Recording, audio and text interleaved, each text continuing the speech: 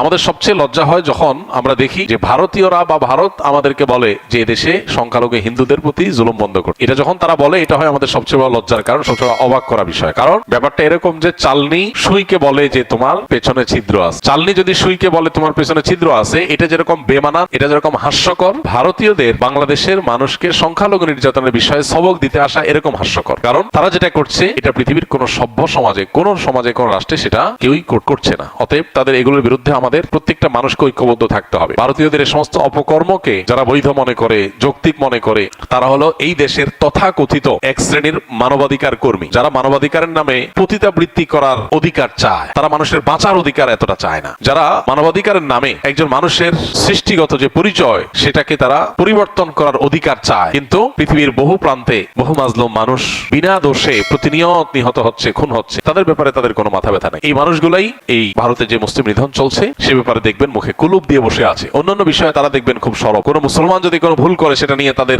সবাইকে দেখবেন সরব হয়ে গেছে, কিন্তু মুসলমানদের নিধন চলছে এরপরে তারা সবচাইতে চুপ।